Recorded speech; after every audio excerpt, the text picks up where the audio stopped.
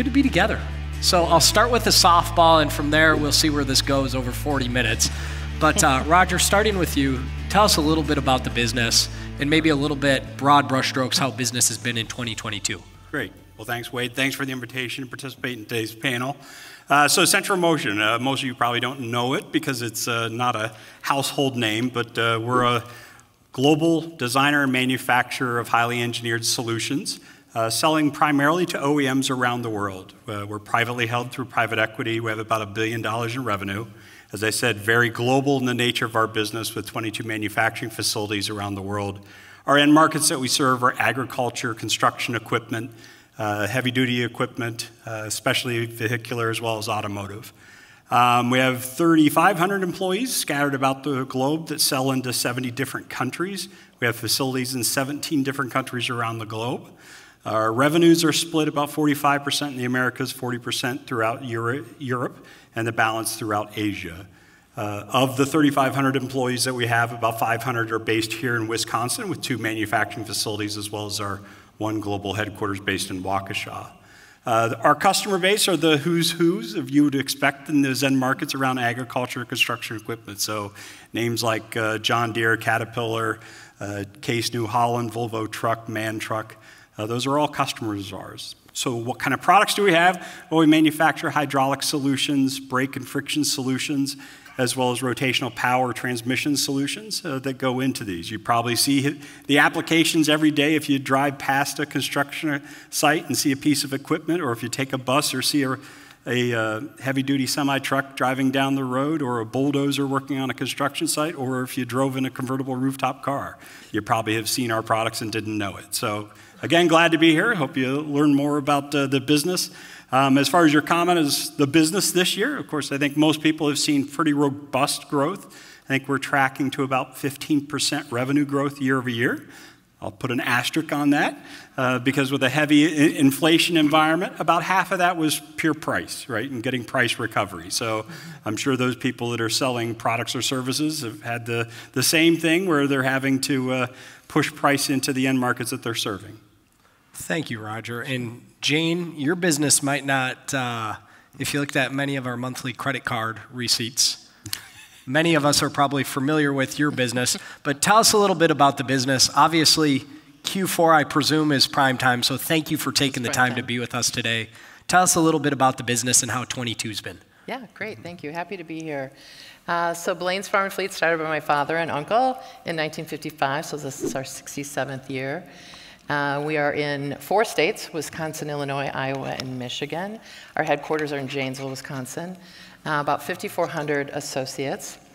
We do distribution to our own stores as out of Janesville. That all comes out of Janesville at this point, with probably about 60% of our goods flowing through that DC, the rest coming direct to our locations. More recently, our growth was in Michigan, but we've just opened a new store in Grafton. We're back in Wisconsin growing next spring in Rhinelander as well. So it's fun to be back growing in the state of Wisconsin. Business, probably very similar. Definitely our business the last 3 years has been tremendous. We were essential. We always thought that we were essential anyways.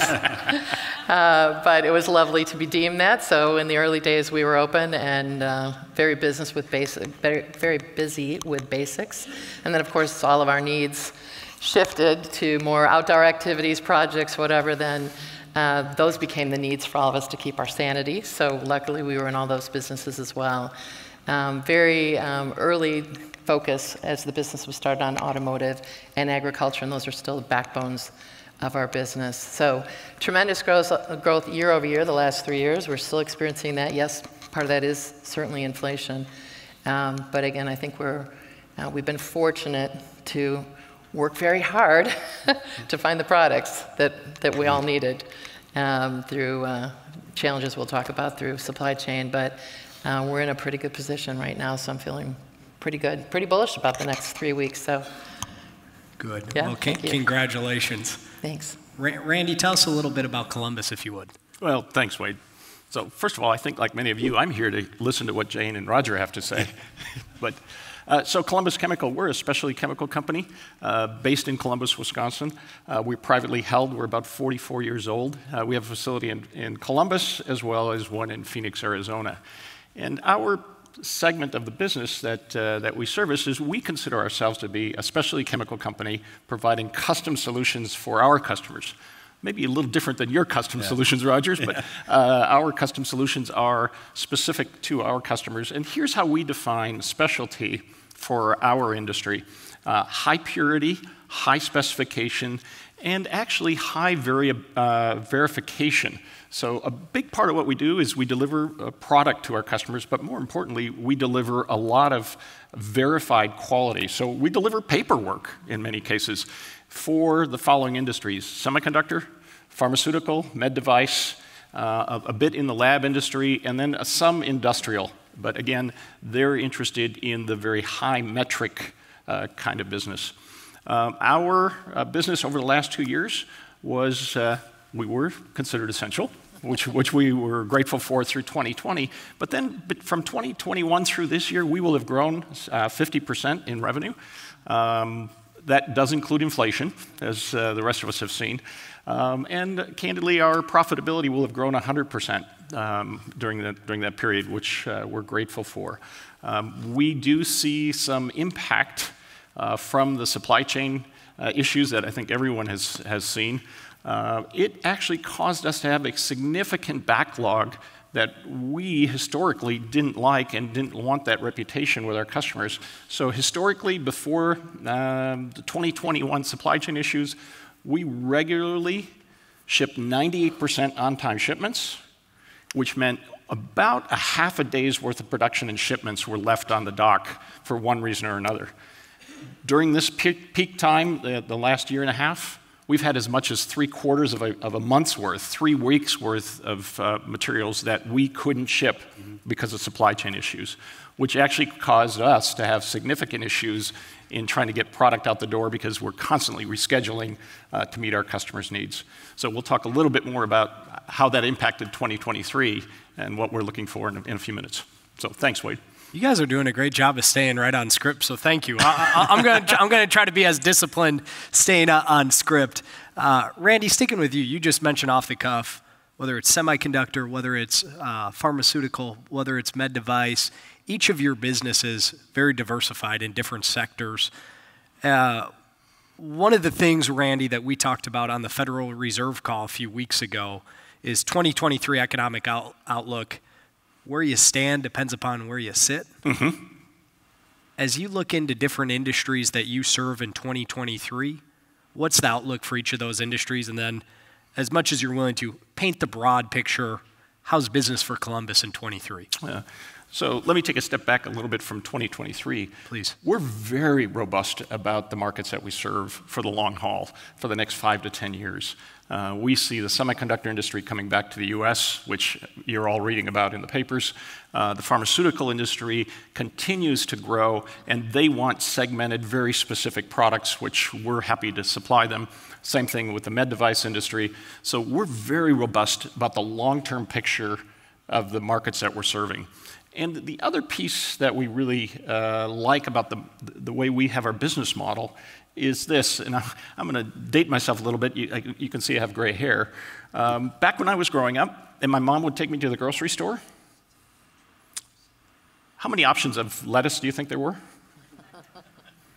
There was one. It was iceberg head lettuce, right? And if you didn't like iceberg head lettuce, you're out, right? Today, I can't even count how many options there are in lettuce. And it's to meet every little slice of segment of what people want, whether they want it Caesar salad or they want the Asian mix or something, right? And the reason I share that with you is we're finding that with our customer base as well.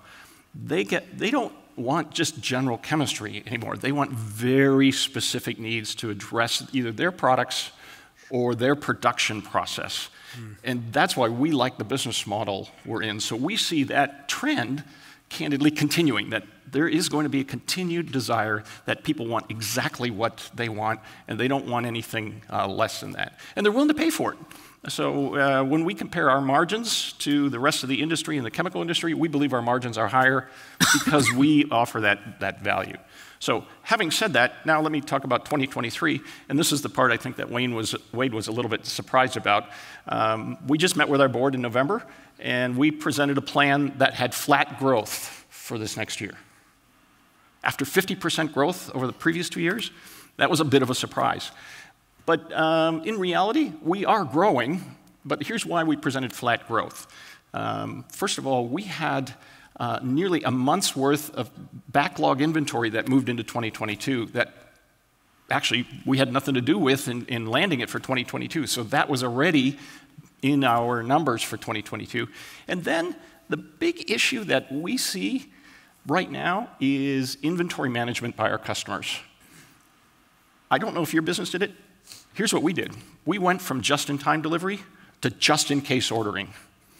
And our just-in-case ordering, if we could find it, we released our supply chain people to go out. If you could find it, bring it. Get it, buy it, bring it in, because we couldn't get products, and we particularly couldn't get packaging. And with chemicals, if you don't have packaging, you're not shipping anything. And our primary packaging is polymer-based. And there were a lot of reasons why the polymer-based packaging wasn't available. We couldn't get packaging. So our inventory is up more than 50% this year over historic. We believe our customers have also done the same thing. So when we put our plan together for this year, we actually tried to estimate. We said, you know what? We believe our customers probably have at least 30 days of excess inventory, maybe more. And they're going to go on a hiatus from ordering. And so when we started putting pieces together, the fact that we had this backlog that came into 2022 that was really undefined from 2022, and this inventory adjustment, we actually put together a flat plan for next year. That doesn't mean we're concerned about the marketplace long term, but we do see that there's going to be a downturn in 2023. That matches, Randy, much of the sentiment we heard from our small business committee yesterday. Right. Jane, before I ask you similar, Randy, you mentioned semiconductor. I think it's Taiwan Semiconductor has now announced $40 billion of investment in the state of Arizona. Chip shortage. It was in the headlines 18 to 24 months ago. Right. Where are we at now? So I'm going to surprise this group probably based on what you've read in the newspapers. A colleague of mine and I, we were just out at a conference for the semi-industry. And actually the semiconductor industry is going to be down, they believe 9% for inventory adjustment and 9% because of demand reduction for the next year. That surprised me, probably surprising you. But as I shared earlier, we're really robust about what's going on. I'll share with you that 8 years ago I was talking to our board and I said, I think we need to pull back from the semiconductor industry and we need to use it as a cash cow because everything's moving to Asia. Most of the production is in Asia or in other places, and it's not coming back. And we shouldn't invest here in North America for that industry. Yeah, I've had to eat my words. Yeah, I would add to that, Wade. I mean, we participate in semiconductors on a direct basis and indirect basis. So on direct basis, we have a line of business that manufactures digital controls for in-cab applications, whether that's in forestry, piece of equipment, or other applications. So our direct impact is similar, right? How do you source the semiconductors? And availability has been a train wreck over the past 2 or 3 years. The indirect impact that we had is, well, guess what? Our customers, tractor manufacturers, truck manufacturers, car manufacturers, mining equipment manufacturers, they're relying on semiconductors to build their equipment too. So the wrangling of production volumes throughout the year from them and us trying to match up with our supply chain to that has been disruptive. I agree that semiconductor is not something whose fundamentals are going to get back in place. We've heard third parties saying it's going to take years. And the challenge is if you look at the fundamentals that went completely out of whack during COVID, right? A complete collapse of demand and then a spike back up. Mm-hmm. Supply chains don't work that well in being able to be highly reactive. And so on the semiconductors, you also have a shift in demand of who's consuming semiconductors. Yes, you have consumer electronics that are taking all the semiconductors, but you look at the other industries, automotive. How much more electronics are going in, EV-based powertrains for cars. How many other people are building smart technologies into their products? And that's causing a greater shift in demand around consumption of those electronics that aren't available then for everybody else. So is the bifurcation in the chips, is it the consumer products, Carter and Tegan, we already bought them new iPads. We're good, hopefully. Yeah. However, some of the more sophisticated that goes into equipment, that goes into machinery, Yeah. that's where the demand's still strong. The consumer product, it's falling? Well, the concerning thing that we've heard, at least back from the semiconductor experts, are if you look at where the growth is and where people are adding capacity in the manufacturing for semiconductors, it's on the high-end computing power, right? People want the latest cell phone, right? Want to be able to do much more processing power. So if you look at where the demands are, like for the automotive industry and our end customers and markets and our products, it's on the lower end of the technology. So there's less interest by the semiconductor manufacturers to actually invest in what is considered older technology around the chips. So that's where they're concerned that this out of whack equilibrium of supply and demand will carry on for the next couple of years. Roger, you would have taken the words out of my mouth. That's exactly right. Well, we hear some consensus. Jane, from your standpoint, obviously, your store is well diversified. Mm-hmm. In terms of economic outlook for 2023, but then also let's bring you into the supply chain conversation as well. As you think through the different departments within a store, the different lines, what are you bullish on in 23? What are you bearish on? Mm-hmm. And then connect that, if you would, to supply chain. What's still a headache to source? Sure. So good news, things that we are really very bullish on and that have boded well for us the last couple of years in particular, categories like pet, right? I don't know how many of you got new pets in the last couple of years. We had 2 additions to our family in addition to the 2 that we had.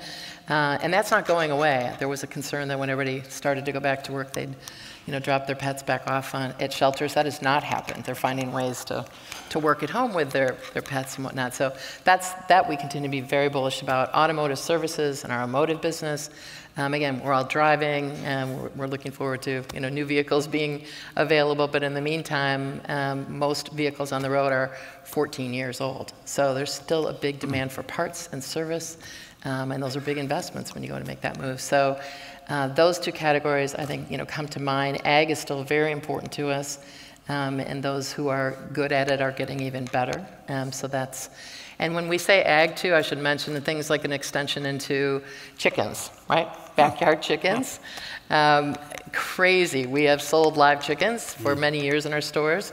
But for those of you who don't know, 20 chickens eat a ton of feed in a year. So it drives a lot of chicken feed as well. So we want to know where our food comes from. We want our kids to be exposed to agriculture in our backyards. So those kinds of categories continue to be huge opportunities for us.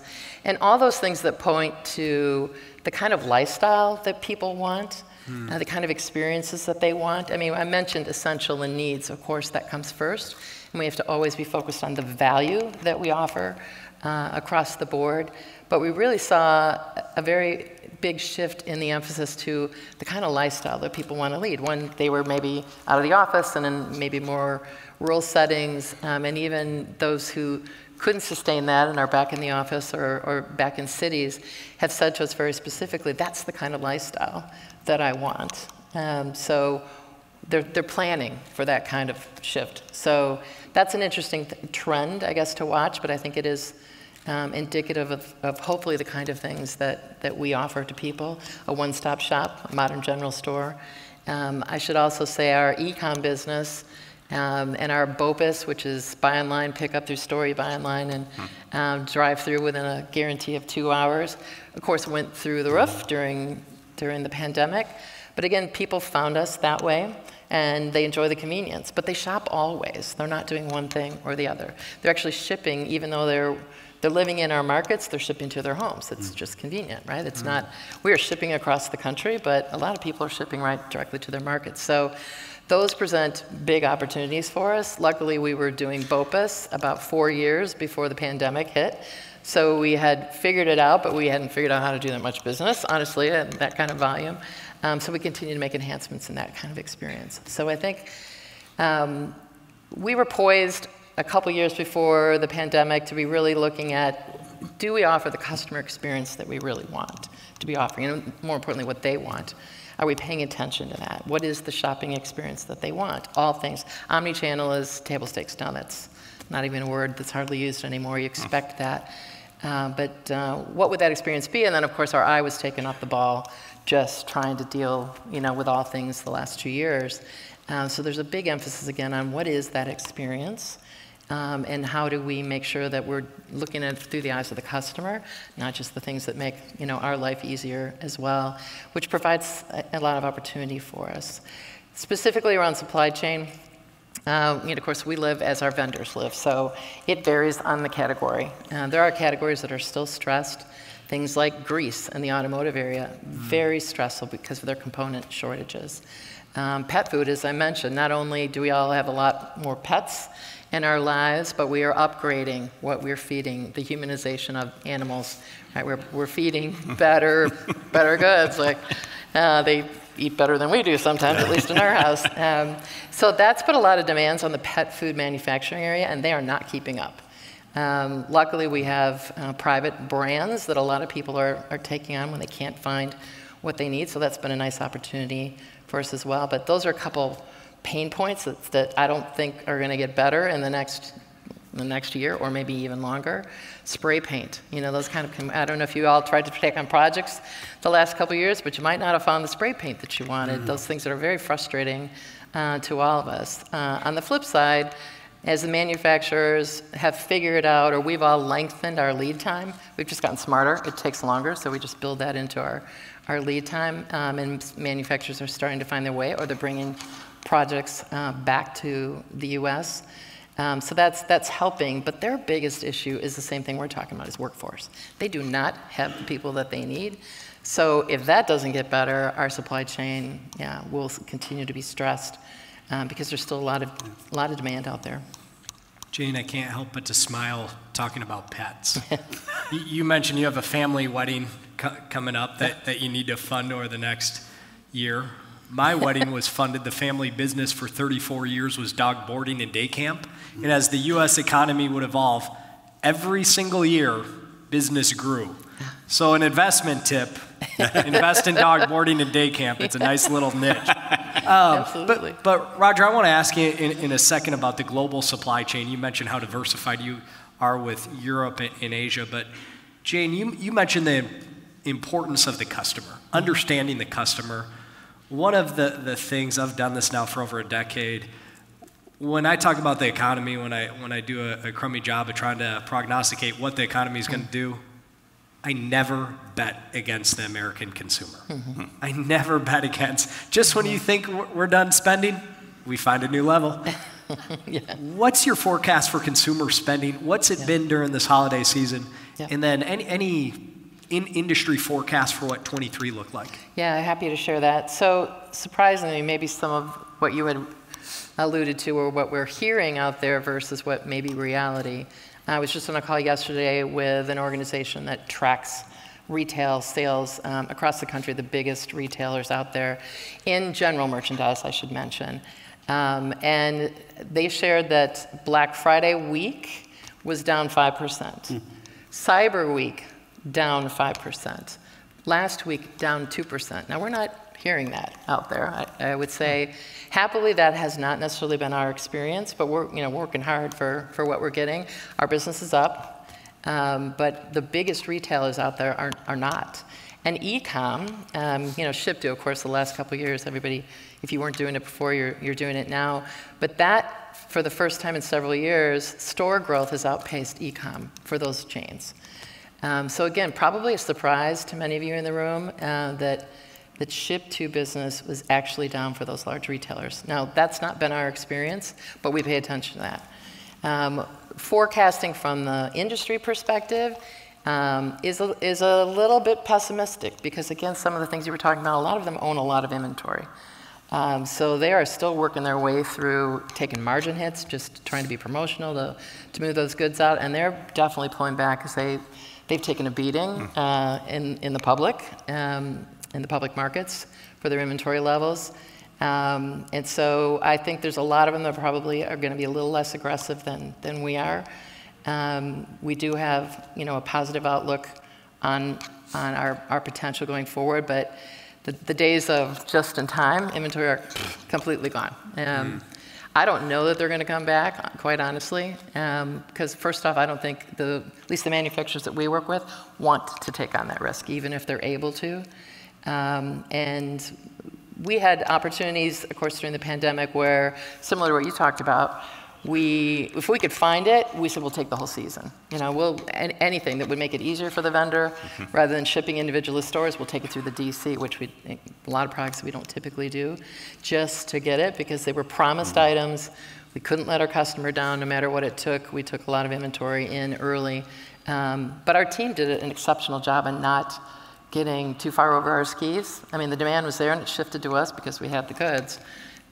So it'll be interesting, but I think we're feeling, again, positive. We're planning up, but not giant. I mean, we've got 3 years going like this, so we're pacing ourselves. A lot of that growth coming from new markets and new opportunities. The other thing I would say, I would share, again, from this industry call yesterday, but something we've been really talking about, manufacturers who have been able to continue to bring innovation. They're still spending in R&D. We all want newness, right? To your point, we want it my way. We want it, we want a ton of different varieties. And we know that everybody's pulled back from the manufacturing side, or most everyone has. So it's our job to continue to present newness and innovation, always at a value, right? It's got to be at a value for our customers. And so the vendors that we rely on, some are doing that and some are not. Some have really taken a pause and they are losing share, big time. Others who are investing, there's a tool company in Wisconsin, not to name anybody specifically, power tool company, who's doing tremendous work in R&D and newness. And that's exciting to us and it's exciting to our customers. So those who are able and have been focused on not losing that focus on newness and value will win, and those are the people that we're partnering with. Others are slowing up out there. The old adage, innovate. Pardon me? Innovate or die. Innovate or die, for sure. Yep. And Roger, China's been in the news again this week. Yep. Pretty quick 180. What's the impact on the CCP changing their COVID policy, essentially opening back up the country? Interesting geopolitical dynamics that I won't dive into in terms of the protests and the pressure on President Xi. Global supply chain, China hopefully loosening back up.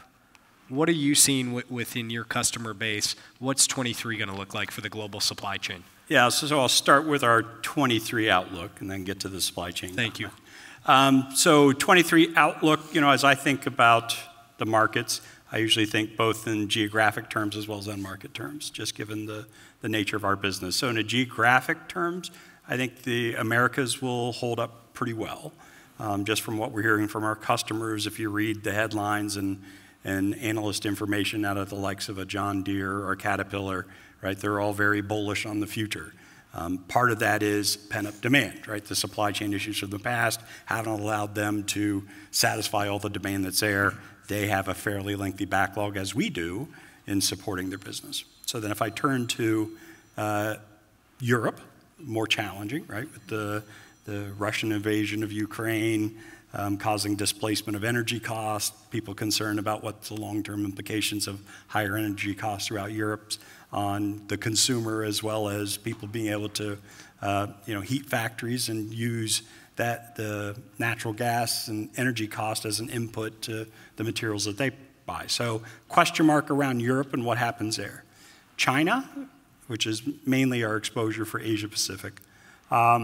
We have 3 facilities there, a sourcing office in Shanghai, and we sell into that market at representing about 15% of our overall revenues.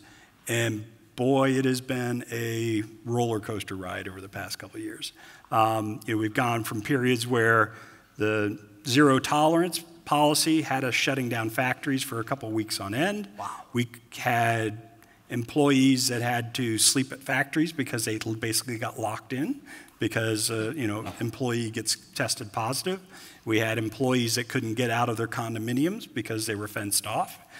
So certainly a different phase, and we had to deal with all that from a customer impact, being able to supply our customers, as well as the employee impact, and managing through that over the past, call it 2 to 3 years. So if you look at the about face, recently with the open COVID policy now and more freedom, I think the challenge is going to be, okay, well then what's the tsunami that happens from that, right? From the infection rates, overwhelming of hospitals, does China retract from that position once they get scared that it's taking over? I mean, it's interesting when you see pictures of downtown Shanghai, and if you've ever been there, it's a bustling city in normal terms, and you see vacated streets with no one walking around, no cars. That's certainly concerning. So again, if you look at a displacement of halting people, not letting them move around, no travel, and then opening it back up, well, clearly something's going to happen. So we'll have to deal with that. I think from an economic standpoint in China, we certainly have seen a pretty significant slowdown. You just read that in their headline numbers, and whether you believe numbers out of China or not, it's a different question. But even when they're reporting negativity, take that with a grain of salt, it's probably much more severe than that. We've seen lines of businesses be down 20-25% in China, so pretty significant impact. And that's not unusual. I mean, yes, there's the COVID overlay, but our experience in China, while very good ventures, we have wholly owned foreign entities there, WOFEs. So we're very active and engaged in China. But what you see in China, while a long-term trend because of their modernization, right, building of supply chains, consumerization that's expanding in China, what you see is a long-term upward trend, but the variability within that trend year over year is tremendous. I mean, we literally have seen lines of business that will be up 50% one year, down 50% the next year. And so you just get used to it, right? You try to have that foresight, but it is feast or famine oftentimes in China. So I hope the best for that environment, as far as a market standpoint. From a supply chain standpoint, it has been hit or miss. Again, you think of the tsunami that went through there from a COVID and supply and demand fundamentals getting displaced over the past 2 years. And that's one of the main drivers of why we're seeing inflation because of input costs going up. But it's been across the board. It's not only just supply and demand fundamentals in China being out of whack, but them dealing with shutdown of production, lack of supply. You also had the freight lines out of China being displaced. We literally, over the past 2 years, went from a container cost, right? When you ship stuff over from China, you have to have a container. Well, those container costs were pretty rock solid, $2,000, $3,000 fee per shipment to get it from China. Well, we peaked last year at $18,000 a container coming across from China because the availability wasn't there. And what are they today, Roger? Oh, they've come back at 18, down. Where I think they're probably about 8 to 10 now. So I mean, you deal with it. You figure out how to push that through the markets that will accept it. But as far as the outlook, hey, there's a lot of stuff going on. Just no one has a crystal ball. Don't know what next year looks like.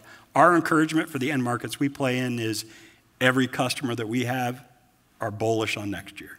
And the transparent answer is we're operating at a historical high of backlog. I mean, we have a different business model, longer sell cycle time. When we win an award or a platform with a customer, that's a platform that has a production life of anywhere from 5 to 10 years. So we have great visibility in our business of what demand is coming. And so our backlog is pretty strong. I mean, literally kind of 6 to 8 months of backlog of order visibility. Unlike your business, right? You don't know what consumer is going to walk in the front door tomorrow. So Roger, you touched on this a little bit, and I'll if I can, I'll go through the line because I'd love to hear each of your input on this. So if you think to 2020, at least for me, COVID was the word. 21, supply chain. 22, it's been inflation. Roger, we talked about this a little bit in back on inflation. Whether you look at producer price index, consumer price index, Feels like maybe it's coming down a little bit. A year from now, we'll be back on this stage. What are we saying that inflation was in 2023? How's that for a softball? Wow, gee, thanks. Well, if I remember from economics class, you have a couple things going on. One, I'll bucketize inflation in 3 buckets, right? You have the monetary policy of what the U.S. did, right, which was pump cash into the economy in order to stimulate demand. That ended up improving the balance sheet of the consumer temporarily. I think people feel that that's probably waning. You know, I've seen projections from the larger banks that say probably mid-year next year, people are back to where they were pre-pandemic from a availability of disposable excess income. So that's one bucket, and you kind of see where that's playing out. The other bucket is the fundamental displacement of supply and demand that occurred because of COVID, supply chain shortages, labor shortages, and the like, right? That's another driver of what's happened from an inflation standpoint. And then the last thing is just the monetary policy of the U.S. government and what it's done from devaluing the dollar, right, which has fueled inflation. So you look at those 3 aspects and say, well, what's going to change in the next year? I think the fundamentals around supply and demand will get largely, with the exception of semiconductors, will get back into an equilibrium. So there shouldn't be any pressure there. If you look from a consumer standpoint, I think the consumer that's kind of overheated some of the demand probably gets back into place as their availability of funds to continue to fuel spending backs off. And then I think from just a monetary policy, it's pretty clear what the federal government's doing in bumping up interest rates, right, to cool the economy, right, which will also then have an impact to the purse strings of the consumer, right, because of higher mortgage rates and high inflation driving higher cost of products will kind of cool them. So I think there will be plateauing to slight declining would be my prediction. I think everybody's worst fear of slow growth and inflation, right, stagflation, that's a element of concern for everybody. But for us, we're taking the approach of, well, we think it's plateaued, but we're still going to be nimble, because there will be times where cost increases come through or wage inflation continues to happen, which, I mean, that's one of the things we haven't talked about this situation is how much wages have gone up. We historically would, on average, budget a kind of a 3% merit increase for labor inflation per year. That ain't happening this year. Are you willing to share what it's looking like for 2022? I mean, we're kind of targeting, 3 to 5%, probably closer to the 5%.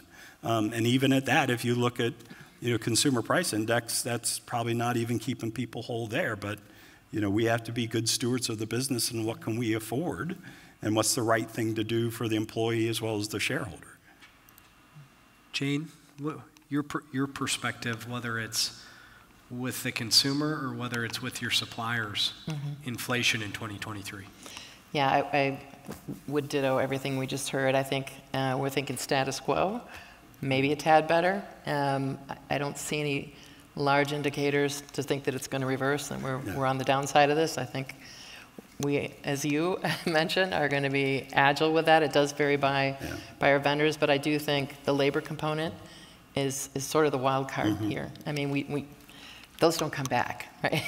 You don't take money back, you don't, right? And again, how do you continue to find the right talent and try to be competitive, try to be fair with the kinds of costs of living they're dealing with, but again, we've got to be realistic about our needs, but that's not going anywhere. We're living with that, and we're not sure, that's structurally changed. So I think we feel probably more status quo going forward, and I think our vendors are thinking that as well for the most part. Yeah. Randy, from your perspective. So I would actually support Roger's comment about, I think supply and demand is going to start balancing out. So we're not going to have the spike as a result of there's not enough supply out there.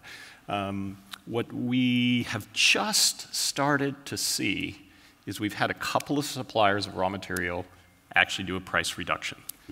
It's not a broad-based, but it's a little bit of a crack, which is... Is that hope, Randy? There's hope. Oh, there's a lot of hope. Okay, guys, there's hope. We haven't depressed you all day. But I don't think that's going to be a tsunami. I do believe that we've peaked on inflation.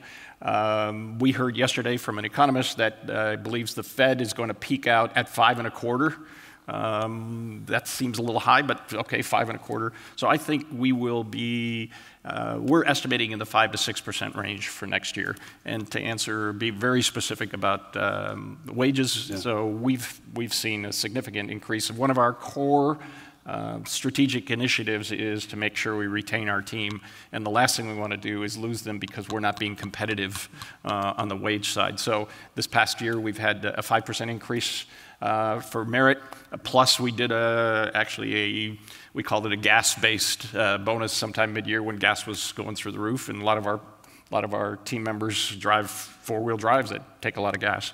And we've put in for the budget for this year 3 to 5 again, and historically we've been in the 3% range. So this has been. I could keep asking questions, but I'll ask one final question for each of you. Randy, let's start with you. So you heard in my opening remarks this morning, I'm excited to be here, but candidly, friends, we're frustrated. We are frustrated. This is our 9th year of this summit. Those of you that have been here before can sound a little bit like Groundhog's Day, and we need to move the ball. We can't wait to 2035. We've just spent 40 minutes talking about 2023, but if there's just one thing, last year we put out our 24-page Wisconsin 2035 report. If there's just one thing, Randy, we do over the next 12 months, we do over the next 24 months, what would your word of advice be to the WMC Foundation? So we just get one. Yeah. It's just one. I had a list here. You prepped me for this question. So Hey, I'll pick the one. You are a director, Randy, so I'll give you 2.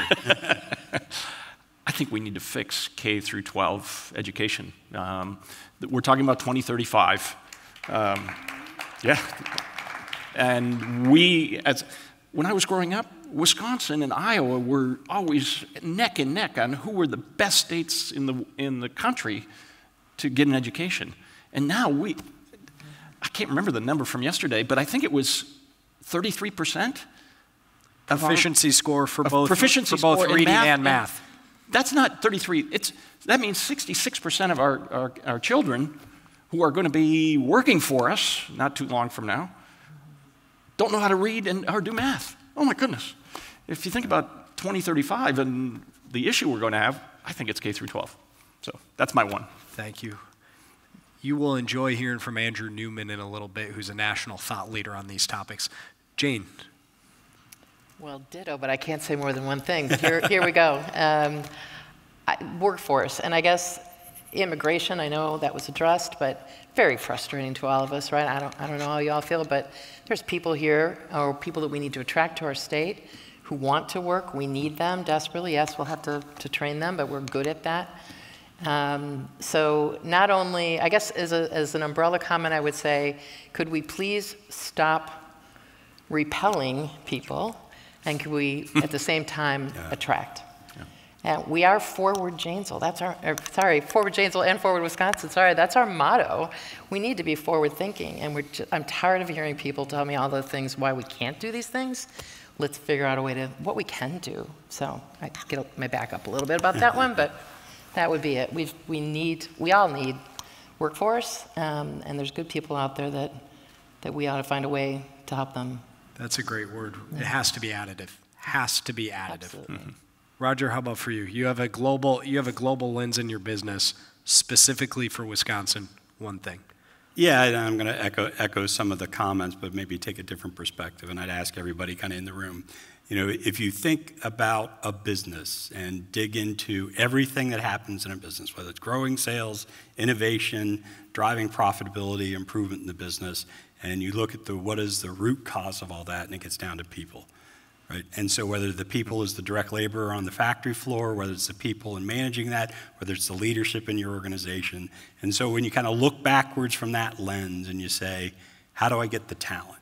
And that's the biggest challenge in front of us, whether it's people to fill up a factory floor to meet production needs, or whether it's attracting the right talent and leadership, or retaining the talent in the state. That's fundamentally what we need to do. And so if you do kind of using a lean term, right, a fishbone diagram off of that, right, it says from a government perspective, right, how do you have a cost of living perspective, education perspective, a wage perspective and taxation perspective, that is attractive, right? To not only being a magnet for employers, but employees. And so that's what we're all faced with. You know, we're all in it together. Unless we solve that problem, guess what? The declining trends will continue. And that's the rude reality. And so unless we start to address it, it's not going to change. Kurt mentioned this a little bit, Roger, in his metrics that matter. The status quo is regression. If we're in neutral, we're getting past. We see, I presume Grover will mention this in his remarks. Iowa just lowered their personal income tax rate, becoming a more competitive place. Yeah. Plant your roots deeper, come here. And as we stay in neutral, cars are passing. Yeah. We're not even in the right lane. We're on the shoulder and cars are passing us by. But I will stop there. Roger, Jane, Randy, thank you for your time today. Thank you for your investment in time into our foundation and into this work. Please join me in giving them a round of applause. Thank you, Wade.